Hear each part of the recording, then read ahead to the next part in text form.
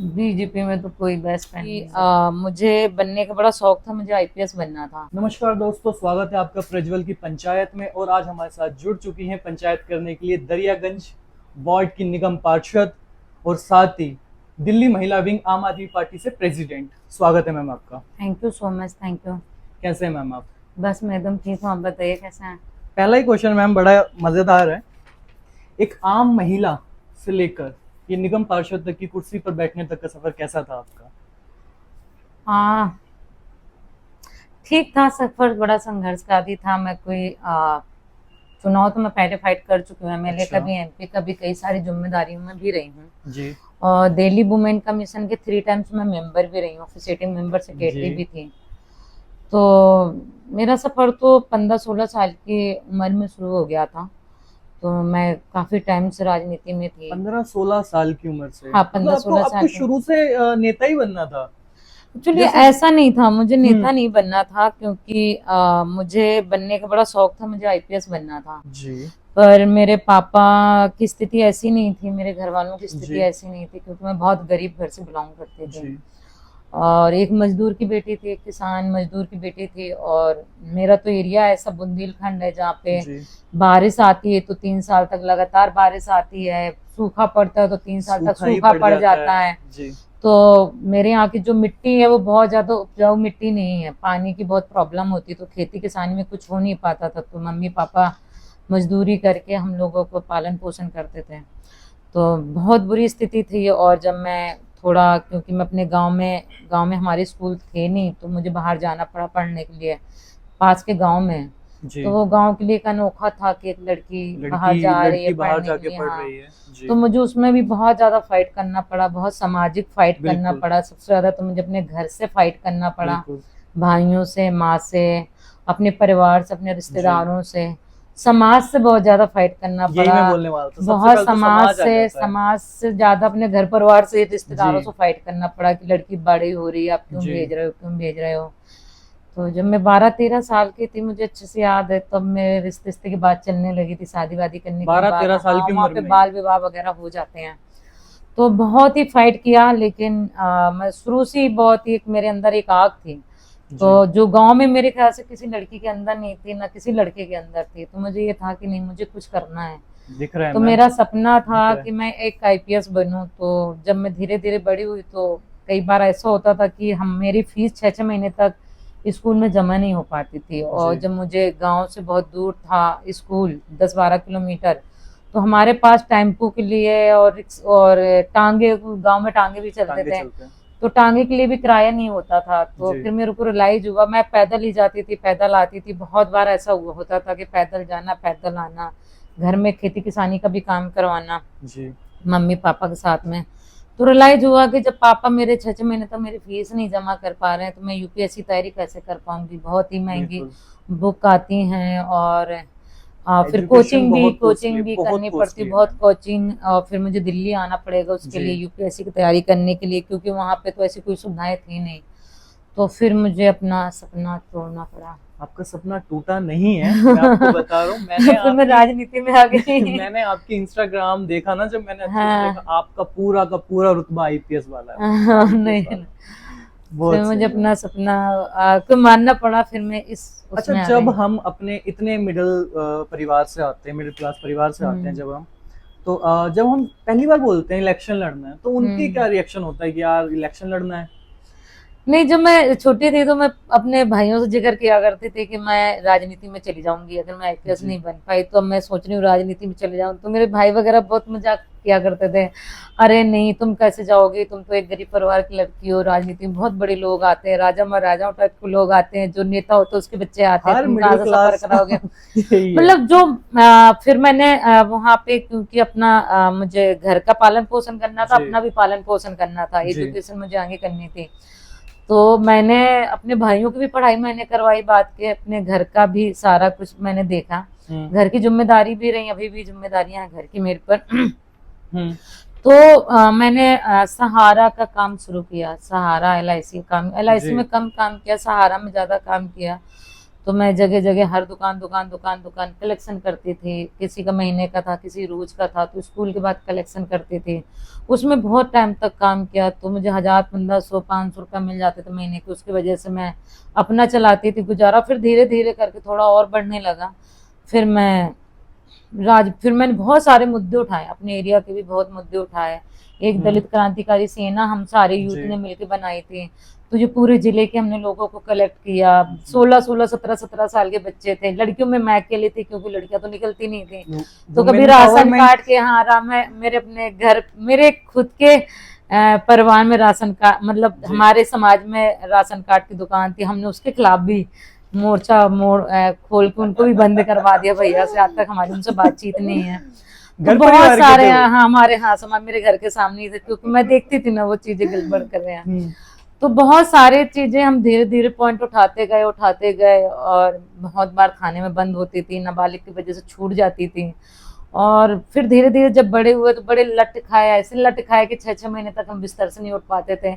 एक तरफ का, आज भी सर्दियों में मतलब बॉडी में इतना पेन होता है कि एक तरफ का रोटा ले लेती हूँ, दूसरी तरफ ले नहीं पाती हूँ। क्योंकि मतलब ये था कि हमने लट नहीं खाए तो हमारा वो आंदोलन पूरा नहीं हुआ। पुरानी चोटें हैं आपकी। हाँ, तो हम जब तक लट नहीं खाते तो हमारा आंदोलन पूरा नहीं होता था। सही बात। तो ये ऊपर वाली की मेहरबानी बोलो, जो भी बोलो, कि मैं शुरू से ही आंदोलन में थी। आज भी आम आदमी पार्टी में भी हूँ, तो आज भी हम सड़कों ही में हैं। आज भी हम आंदोलन ही करते रहते। जब देखो, जब नारेबाजी, जब देखो, जब थाने में बंद होना, आम आदमी तो वो पार्टी का रूटीन मेरा जन्म ही बंद ही नहीं हो आंदोलन रहा से है। हुआ है। वो मेरा रूटीन ही नहीं बंद हो रहा अभी जी। तक। हाँ। अच्छा, मैं इस बीच, क्योंकि आम आदमी की बात आई, तो मैं ये जानना चाहता हूँ, आम आदमी पार्टी ही क्यों?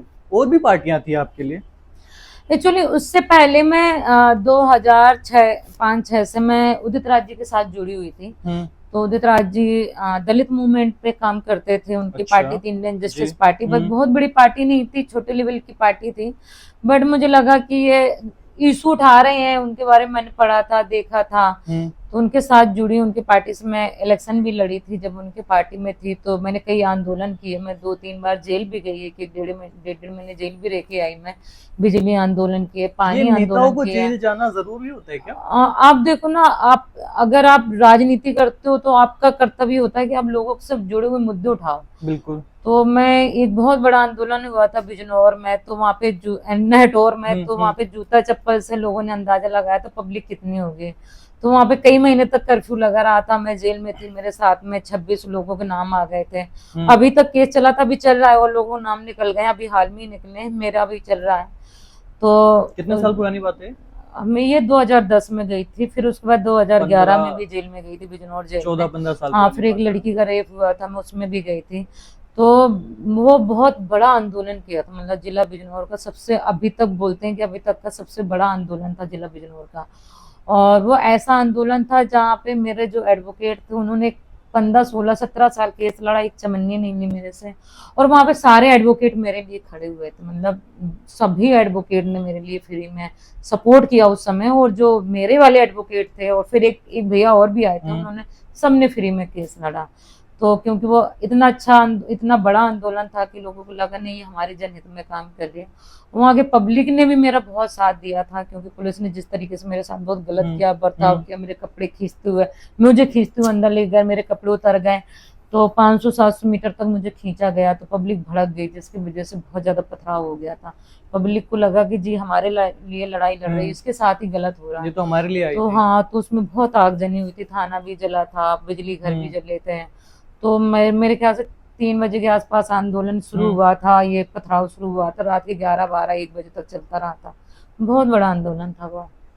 अच्छा, लोगों को लगता है ना कि काउंसलर ही उनके लिए सब कुछ है, और ऐसा इसलिए लगता है उनको क्योंकि आप जमीनी रूप से उनसे जुड़े रहते हैं।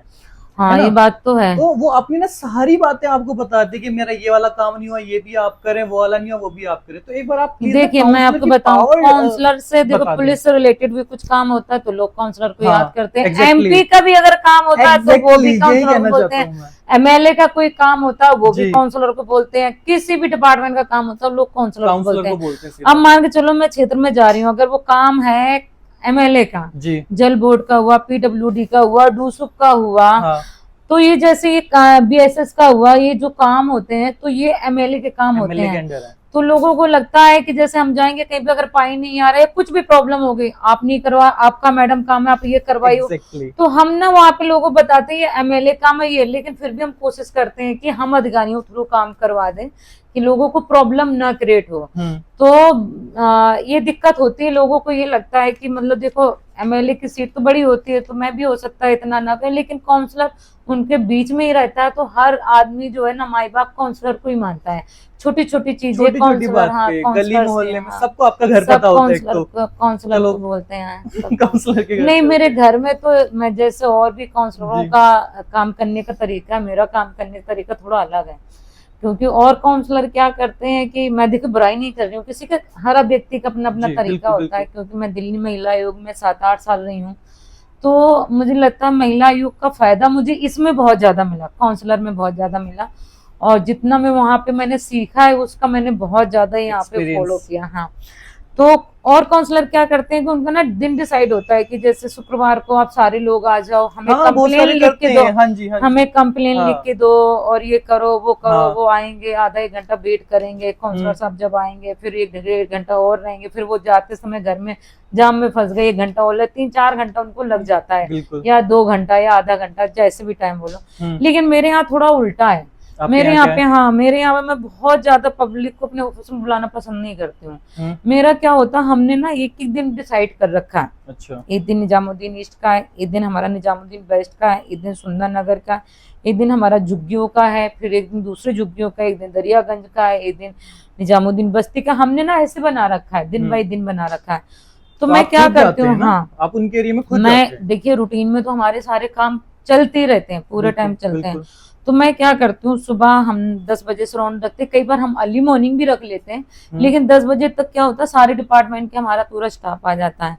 तो 10 बजे मैं राउंड में निकलती हूँ। तो 10 बजे जब मैं राउंड में निकलती हूँ तो हमारे साथ में 6-7 डिपार्टमेंट मेरे साथ में होते हैं। तो हम अपने ट्रक भी लेके चलते हैं, हमारे सफाई कर्मचारी भी लेके, सारी बिल्कुल। रेड़ी पटरी हम सब लेके चलते हैं अपने साथ में। मैंने देखा आपका मलेरिया वाकई। वाले, हाँ मलेरिया वाले भी चलते हैं, हॉर्टिकल्चर वाले भी चलते हैं। बिल्कुल, बिल्कुल। तो हम ना एक या 2 डिसाइड कर लेते हैं कि भाई हमें इतने घंटे, 2 से 3 घंटे में, 3 से 3.5 घंटे, कई बार 4 घंटे भी लग जाते हैं। तो हमें इतने देर में काम करना है, मेरा काम इतने देर में हो जाएगा, और बकाया उसके बाद में पूरे दिन हमारा डिपार्टमेंट उसी गली में रहता है काम करने के लिए। तो हम सबको एक साथ में लेके चले जाते हैं, वहाँ के एरिया वालों को पता भी होता है इस गली में, इस गली तक मैडम आ रही हैं, काउंसलर आ रही है, तो वहाँ के लोग भी आ जाते हैं, आरडब्ल्यू भी वहाँ की रहती है, पूरा डिपार्टमेंट हमारा साथ में जाता है। तो हम क्या करते हैं, जैसे मोस्टली काउंसलर क्या करते हैं, वो फ्रंट में ज्यादा घूमते हैं। हाँ। मतलब अगर वो एरिया में भी जाएंगे तो लोग सामने ज्यादा घूमते हैं। हाँ। मेरा थोड़ा एरिया बड़ा, वीआईपी भी है, ऐतिहासिक बाट बड़ा भी भी है, है। हाँ। तो फ्रंट में तो सारे लोग काम करते हैं, लेकिन जो बैक लाइन होती है उनमें ज्यादा दिक्कत होती है। तो हमने फ्रंट में हम काम करते करते हमने बाद में कुछ इशू आने लगे बैक लाइन की, ज्यादातर हमें कुछ कंप्लेन बैक लाइन की आए, तो हमने बैक लाइन को ज्यादा टारगेट किया। तो हम ट्रक लेके जाते हैं अपना सारा, फिर वहीं खड़े होके मैं अपने सामने खड़े होके सारा काम करते, लाइट का लाइट वाला करेगा, हॉर्टिकल्चर का हॉर्टिकल्चर वाला भी कटिंग करना शुरू करो, सफाई वाले, हाँ सब, हाँ मतलब वो जैसे क्या होता है कि स्टाफ के अंदर ये दिक्कत होती है, जैसे अगर आप उसको बोलोगे मेंटेनेंस वाले, बोलो मेंटेनेंस वाले कहेंगे सफाई कर्मचारियों का काम है, सफाई कर्मचारी कहेंगे जी मेंटेनेंस वाले का काम है। तो मैं सबको लेके जाऊंगी, करो अपने अपने काम, जिसका जो काम हो अभी अभी अभी सब निपटाओ। ऐसा होता है, तो मैं सारे लोगों को लेके जाती हूँ। देखिए उसमें ना पब्लिक का भी काम टाइम बच जाता है। अच्छा मोस्टली क्या होता है, मैं उसमें पब्लिक से भी मुलाकात हो जाती है जाने पे, काम भी हो जाता है, बहुत सारे लोगों से मुलाकात हो जाती है। मैं घर घर कोई खटखटा भी देती हूँ लोगों से, उनसे पूछती हूँ सफाई कर्मचारी आ रहा है कि नहीं आ रहा, कोई दिक्कत तो नहीं हो रही है एमसीडी की तरफ से, मैं खुद पूछती हूँ लोगों से। और सेकंड चीज, बहुत सारे लोग जैसे मुझे कॉल करेंगे, मैडम ये लाइट खराब हो गई, ये प्रॉब्लम हो गई, तो मैं उनसे ये नहीं बोलती मेरे ऑफिस में आओ कंप्लेन दो, मैं उनसे ये बोलती हूँ कि आप मुझे पोल नंबर भेज दो, फोटो भेजो एड्रेस के साथ में, और मुझे उसके फोटो लोकेशन वाइज भेज दो। हाँ, तो मैं तुरंत ही डिपार्टमेंट को भेजती हूँ कि तुरंत ही जाओ वहां पे करके आओ।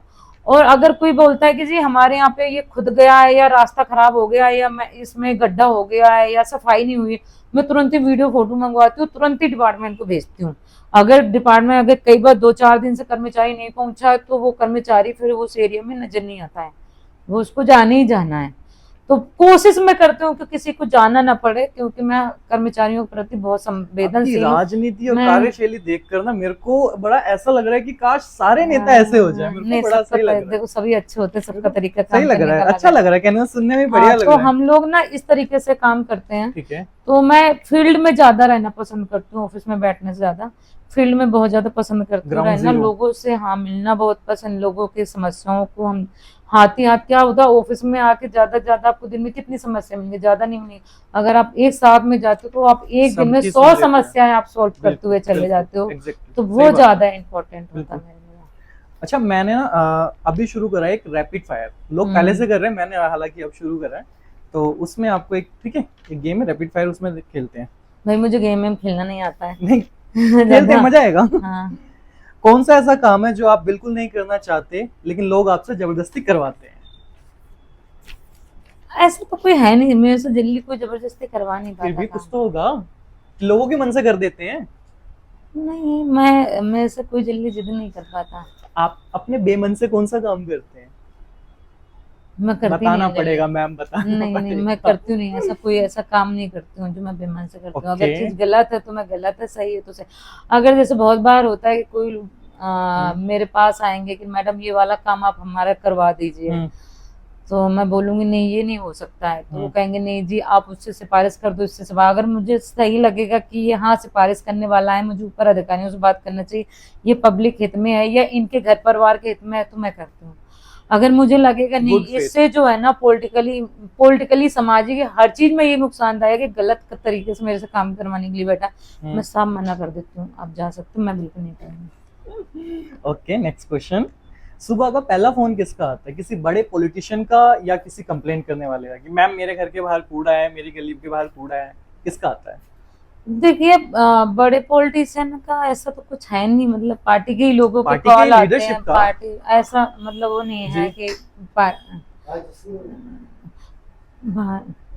तो ऐसा नहीं, कुछ काम पार्टी का होता तो लीडरों का कॉल आ जाता है, अगर नहीं हुआ तो नहीं आता है, लेकिन एरिया के लोगों के कॉल आते हैं। एरिया के भाई लोगों ये को है, ज्यादा आते हैं ना। अब जैसे बारिश होने लगी है तो बारिश में थोड़ी ज्यादा समस्या आ जाती है, लाइट की बहुत प्रॉब्लम होती है, पानी की थोड़ा बहुत जल भराव की कहीं कहीं पर समस्या। इस बार तो हमारे एरिया में कहीं पर समस्या आई नहीं है, थोड़ा बहुत एक आध जगह, वैसे तो एरिया में हमारे लोग घूमते ही रहते हैं।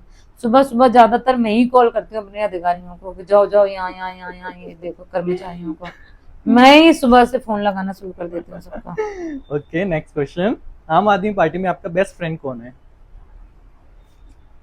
बेस्ट फ्रेंड, बेस्ट भैया है मेरे। बेस्ट भैया है कौन? हाँ, संजय भैया है मेरे। संजय संजय भैया भैया नहीं है, मतलब फ्रेंड नहीं बोल सकते। देखिए मेरे राजनीतिक गुरु तो अरविंद केजरीवाल संजय नहीं सिंह है। जी। अरविंद जी तो हमारे जी। देखिए मुखिया हैं, मतलब जी। मैं उनको बहुत मानती हूँ, उनको बहुत ज्यादा, हमारे सर्वे सर्वा वही हैं, लीडर के मुखिया हैं जी।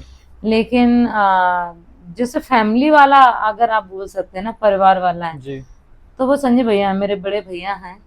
और बड़े भैया से ज्यादा मैं उनको पिता ज्यादा मानती हूँ, मैं उनको पप्पा बोलती हूँ, कभी बड़े खुश में तो खुश हो जाती हूँ तो जो भाभी हैं उनको मैं अम्मा बोलती हूँ और संजय भैया को पप्पा बोलती हूँ। तो मुझे लगता है हमारे पार्टी में सिर्फ एक ही बंदा ऐसे हैं जो मुझे डांटते हैं, वो है संजय भैया, संजय सर। और कोई नहीं मुझे डांटता पार्टी में, आज तक मैंने किसी से डांट नहीं सुनी पार्टी में। और संजय भैया ही हैं, जैसे किसी का अगर मैं किसी गुस्से में आगे कोई बात होगी तो लोग फिर संजय भैया से बोलते हैं कि इनको समझाओ, तो फिर संजय भैया मुझे समझाते हैं, डांटते हैं।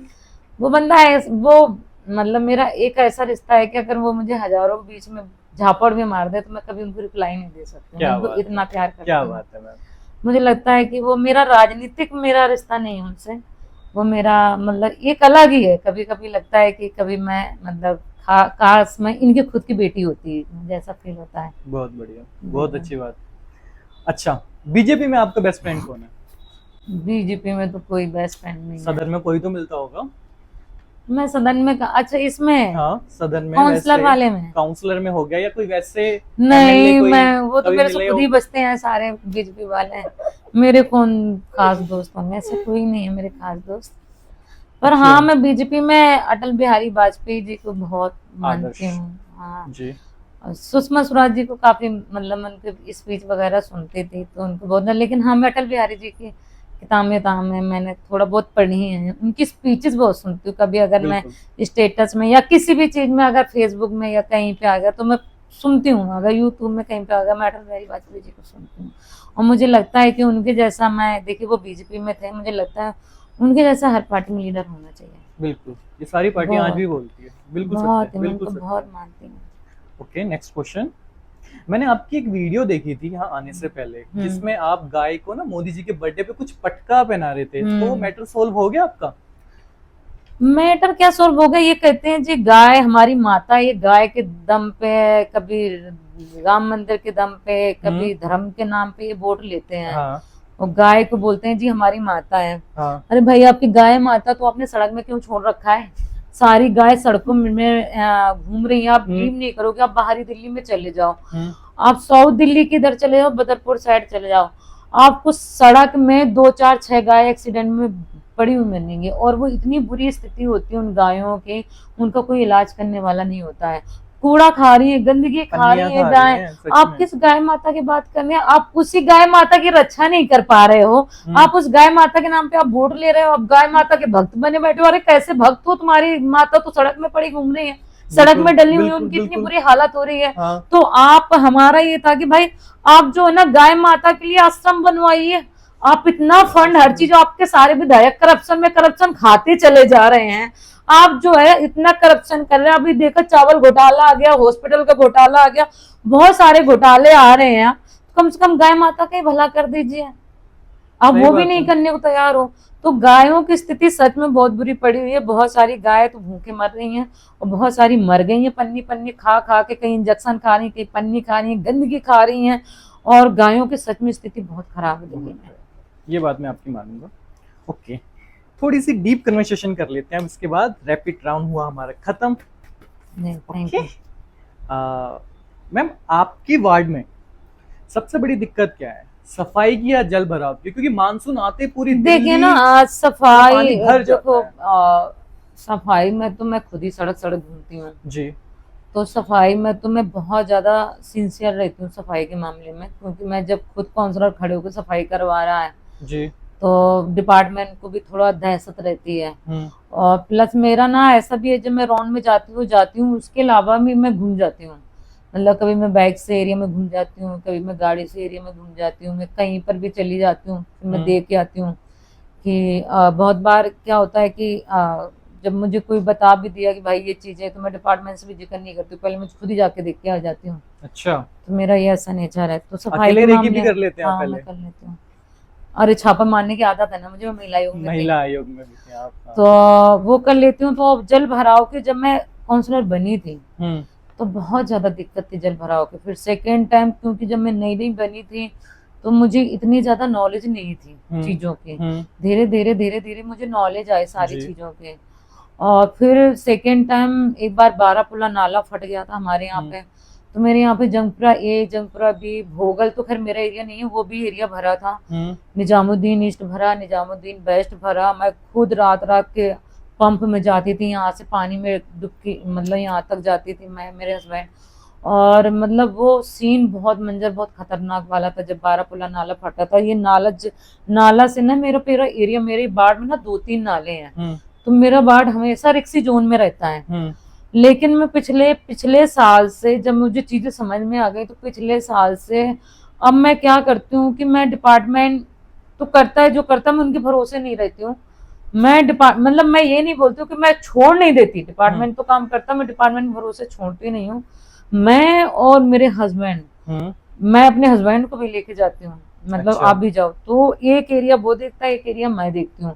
तो हम डिसाइड कर लेते हैं, आप ये वाला एरिया करो, मैं वो वाला एरिया करूंगी। 1-2 हमारे बच्चे हैं वो भी खड़े होते हैं, एरिया के लोगों को भी हम खड़ा करते हैं। अच्छा, कि जब आपके यहाँ पे सीवर लाइन साफ हो या साफ सफाई हो तो आप खड़े हो। जब हमारी गाड़ी जाती है तो हमारा ये नहीं होता कि हमारा डिपार्टमेंट करके आ जाएगा, हम वहाँ के लोगों को कॉल करके बताते हैं कि गाड़ी आ रही है, आप खड़े होके वहीं पे काम करवाओगे। हाँ, अगर हमारा एक मलेरिया वाला दवाई डालने जा रहा है, अगर मैं नहीं जा पाई, मेरी टीम का कोई बंदा नहीं जा पाया, तो मैं वहाँ के लोगों को, RW को या मोहल्ले वालों को इन्वॉल्व करती हूँ कि आप खड़े होकर वहाँ पे करवाओगे, दवाई डलवाओगे। ताकि आप हमें ना शिकायत करो। लाइट लगेगी तो हम उनको खुद बोलते हैं खड़े होकर काम करो, हम उनको सूचना देते हैं पहले से। तो जैसे हम लोगों ने पिछले बार भी हम 5-6 महीने पहले से तैयारी करना शुरू कर देते मानसून आने से पहले। तो जितनी हमारी नाली है, जितनी हमारी वो है, हम कुछ हमारी जोन में जो गाड़ियां होती हैं वो लगवाते हैं। अगर जोन से भी गाड़ियां उसमें नहीं हो पाता तो कुछ बड़ी गाड़ियों की जरूरत पड़ती है, जो 3-3 4-4 एक साथ में बड़ी गाड़ियां लगती हैं, तो हम वो गाड़ियां भी मंगवाते हैं। और जिस दिन गाड़ी जिस एरिया में लगती है वहाँ के RW को सूचित करते हैं, घर घर में मैसेज करवाते हैं कि आपकी गाड़ी यहाँ पे लगनी नहीं चाहिए क्योंकि यहाँ पे सफाई होगी। तो वो सारे लोग एरिया वाले तो अपनी अपनी गाड़ियां हटा भी देते हैं धड़ाक से। तो वो पूरा हम पूरे क्लीन करवाते हैं। तो बहुत जगह हमने अभी जो है ना सीवर, क्योंकि 20-30 साल पहले बरसाती नाली पड़े थे, तो बहुत सारी बरसाती नाली खराब हो गई है।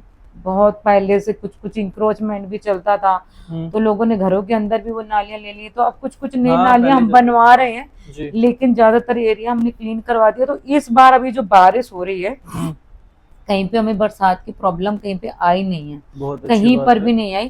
थोड़ा बहुत हल्का फुल्का अगर पानी भरा होगा तो 1-2 जगह पे हमारा ट्रक लगा था। दिल्ली ढह गई मैम? नहीं, मेरा पूरा एरिया इस बार क्लीन था। हर बार मानसून में पूरी दिल्ली ढह जाती नहीं, है। इस बार मेरे एरिया में कहीं पर भी पानी नहीं। चलिए, न पिछली बार भी नहीं था, इस बार भी पानी नहीं था, तो बहुत अच्छी बात है।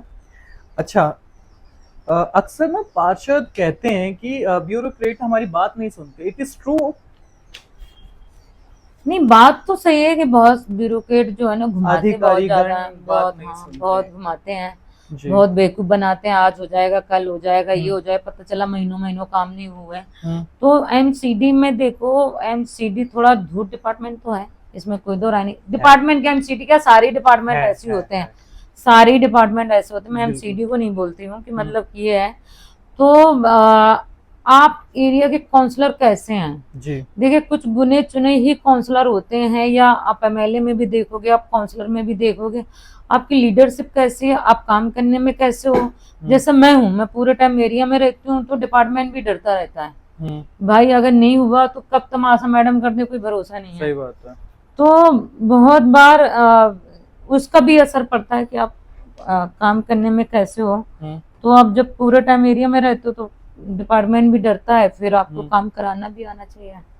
तो अब जैसे मैं हूँ, तो मैं तो अगर नहीं होता तो फिर तो मैं तो पूरी तरीके से रायता फैला देती हूँ।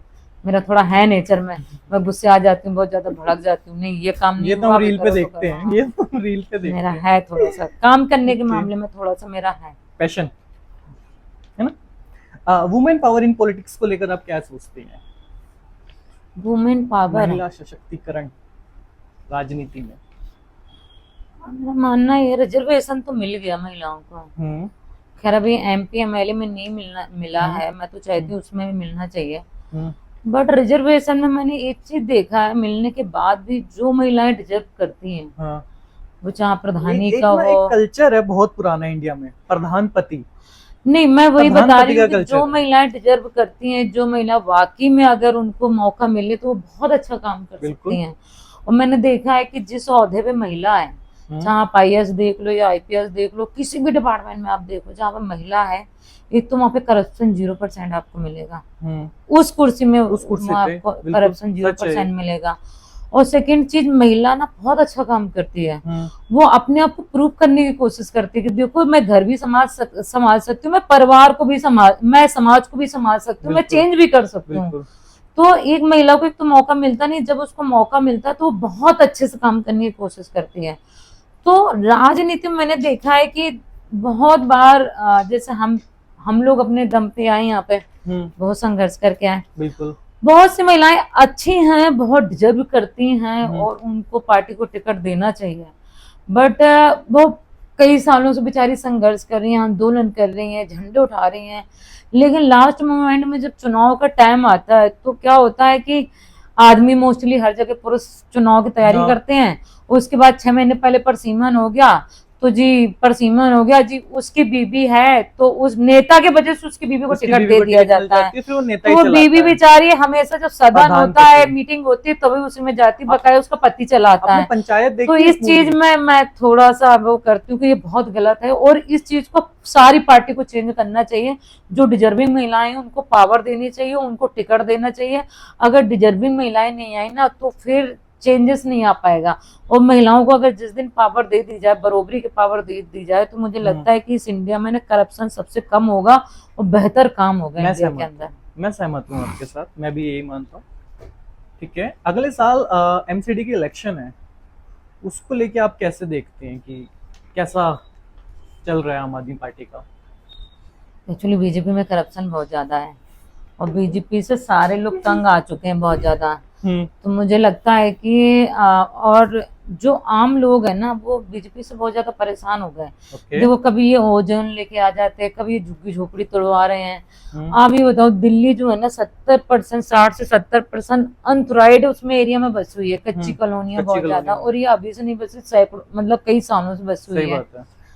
तो क्या आप 70% लोगों को बेघर कर दोगे? क्या आप उनको तोड़ दोगे? आप जो 40-50 में मेरे एरिया की 2-3 झुग्गियां तोड़ी गई, जो 70-70, 100-100 साल से रह रहे थे, आपने उनको तोड़ के खत्म कर दिया।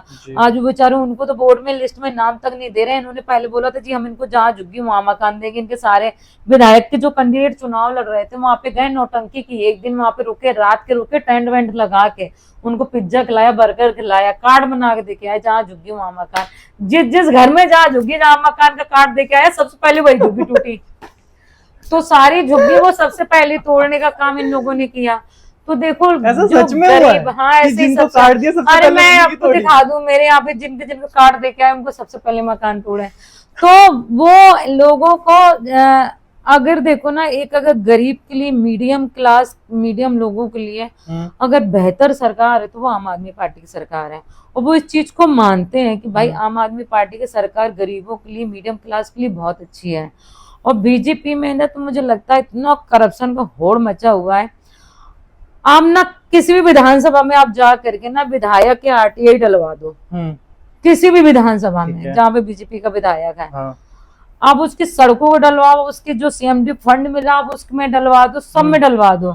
और जितने रोड, मैं कहती हूँ मेरा विधानसभा हो या किसी और भी विधानसभा की बात, मैं पूरी दिल्ली की बात कर रही हूँ, जो 6 महीने पहले सड़क बनी हुई है, आज आप देख लेना वो सड़क सही है कि नहीं है।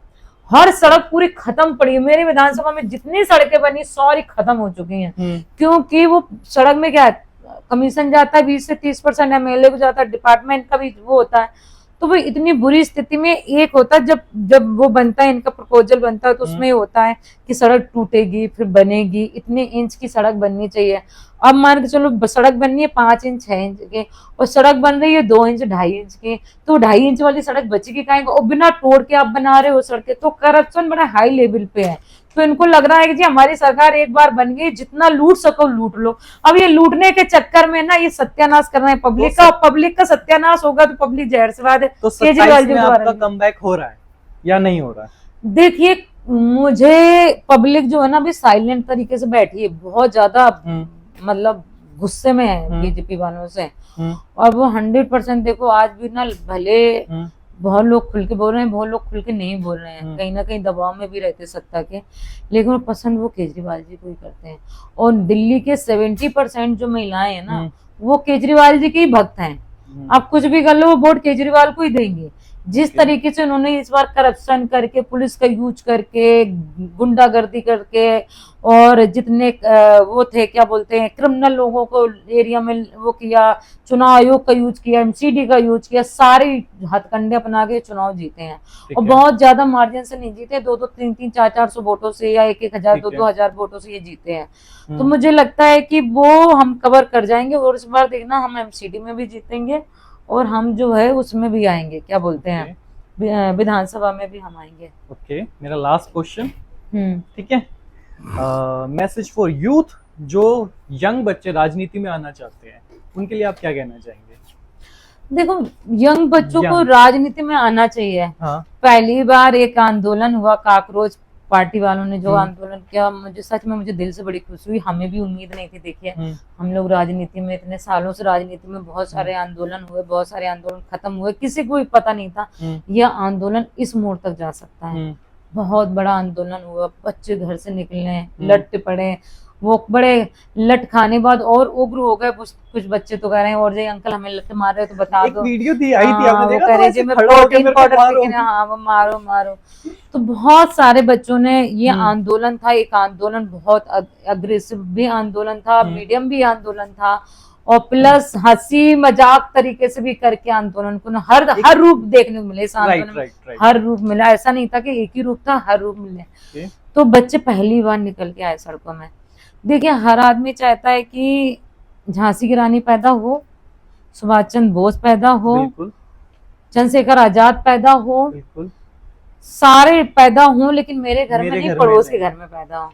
लेकिन जब तक आप मेरे घर में नहीं, किसी और के घर में पैदा हो, तो जब तक आप ये सोच नहीं करोगे कि भाई किसी और के घर में नहीं, मेरे घर में ही पैदा होना चाहिए, सही बात है, तो परिवर्तन जरूर आएगा। बहुत सारे बच्चे क्या बोलते हैं, कहते हैं जी राजनीति बहुत घटिया चीज है, बहुत गंदी चीज है, हम गंदगी में क्यों आए। तो मेरा मानना ये है कि जब हम बोलते हैं कि बच्चे कहते हैं कि जी राजनीति गंदी है, या बच्चियां जो भी यूथ का जो सोच है, मेरा मानना यह कि देखिए जी जब हमारे घर में गंदगी होती है तो सफाई करने का काम तो हम घर का हम ही करते हैं ना, हम किसी पड़ोसी को तो नहीं बोलते हैं। हम भारत माता को हम अपनी माँ बोल रहे हैं, हम अपने देश को माँ बोल रहे हैं। तो अगर हमारे देश में कुछ भी गंदगी हो रही है तो कर्तव्य किसका बनता, हम सफाई करें ना। अगर हम जब तक निकल के नहीं आएंगे तो करप्शन होता रहेगा, देश बर्बाद होता रहेगा, घोटाले में घोटाले होते रहेंगे, देश विकसित नहीं हो पाएगा। अगर आपको देश को विकसित करना पड़ेगा तो हमें गंदगी में पैर रखना पड़ेगा, और गंदगी में पैर रख के ही तभी आप सफाई कर सकते हो, नहीं तो आप सफाई नहीं कर सकते। तो आपको उसमें उतरना पड़ेगा। जब तक पढ़े लिखे युवा लोग अगर राजनीति में नहीं आएंगे तो राजनीति में परिवर्तन नहीं होगा। जहाँ पे यूथ आए हैं, जहाँ पे यूथ अच्छा काम कर रहे हैं, आप देखोगे महिलाओं का, यूथ का कितना अच्छा काम हो रहा है। आप लिस्ट निकाल के देख लीजिए, जहाँ पर यूथ है वहाँ पे बहुत अच्छा काम हो रहा है। आप जितने भी IAS है, IPS है, जहाँ पे नए बच्चे हैं, आप देखो कितना अच्छा काम वहाँ पर हो रहा है, या राजनीति में भी वहाँ पे अच्छा काम हो रहा है। तो मेरा मानना यह है कि राजनीति को लोग गलत बोलते हैं, लेकिन मैं मानती हूँ कि राजनीति वो चाबी है जो हर ताले को खोलने का काम करती है। आप राजनीति में रह के, मैं काउंसलर हूँ, तभी मैं हजारों लोगों का काम करवा पा रही हूँ। अगर मैं काउंसलर ना होती, मैं बोलती जी मैं सामाजिक काम कर रही हूँ, मैं दिन में 50 ऑफिस में राउंड मारती और 50 में से मैं 5 लोगों को काम नहीं करा पाती।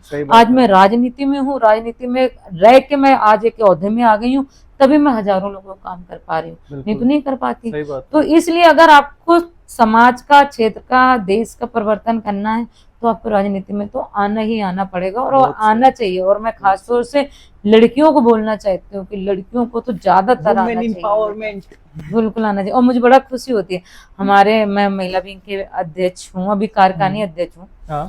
मैं जब तक मैं वुमेन विंग में थी, बहुत बहुत मुबारक हो आपको, कल ही आप दोबारा जी मैंने देखा है कि हमारे जो महिला विंग में बहुत सारी महिलाएं ऐसी जो हाउसवाइफ हैं, बिल्कुल, और बहुत मतलब वो अरविंद जी को, मोस्टली महिलाएं अरविंद जी को बहुत पसंद करती हैं। तो वो बताती हैं, जब मेरे से बहुत डिस्कस करती हैं, परेशान होती हैं, मेरे से बड़ी खुल के बातें करती हैं। बहुत सारी महिलाएं ऐसी हैं जो कहेंगी, पति से कहेंगे हम सब्जी लेने जा रहे हैं या कपड़े लेने जा रहे हैं, तो उससे पैसे चोरी करती हैं। कई बार वो इसलिए चोरी करती है ताकि हम पार्टी ऑफिस तक आ सके या हम आंदोलन में शामिल हो सके। तो मुझे लगता है वो चोरी नहीं है, बहुत बड़ा परिवर्तन कि कोई भी महिला अगर राजनीति में, एक हाउसवाइफ अगर राजनीति में आ रही है तो उसके दिमाग में कुछ ना कुछ तो चल रहा है, तभी वो राजनीति के अंदर आई है, तभी वो राजनीति के अंदर आई है, नहीं तो नहीं वो राजनीति के अंदर आई है। तो अरविंद जी ने बस फ्री नहीं कर दी थी। तो हाँ, महिलाएं उनको बहुत पसंद करते हैं। तो महिलाएं और हमारे महिला विंग में मैंने देखा है कि मैंने महिलाओं को बहुत ज्यादा पावर दी। मैं जब मैं होती थी, कोई भी चीज होता था तो मैं एकदम फ्रंट में रहती थी। मैं महिलाओं से बोलती चलो जो होगा देखा जाएगा, मैं हूं ना साथ में जी। तो उनको ना मनोबल बहुत बढ़ता था। और मैं हर विधानसभा में जाती थी या मीटिंग में मैं बात रखती थी, वो उसके बाद मैं हर महिला को खड़े होकर बात रखवाती थी। वो अपनी बात रखती थी, मैं उसको बोलती थी तुम बहुत अच्छा बोलती, तुम आगे जा सकते हो, तुम ऐसे नहीं ऐसे करो जी। और कभी भी कुछ भी अगर होता था, कुछ इशू होता था, तो मैं उनको पावर भी देती, नहीं तुम्हारे साथ अगर किसी ने बोला उसको मुंह तोड़ जवाब दे के आओ, उसके बाद मेरे से बात करना। बहुत बार तो ऐसा हुआ कि महिलाएं बोलती मैडम फलाने नहीं बोला, तो मैं बोलती थी कि उसको वहीं जवाब दे के आओ। अगर कोई बदतमीजी कर रहा तो वहीं पर उसको रिप्लाई दे के आओ, कोई भी रूप हो सकता है तुम्हारे रिप्लाई देने को, उसके बाद मेरे से बात करना।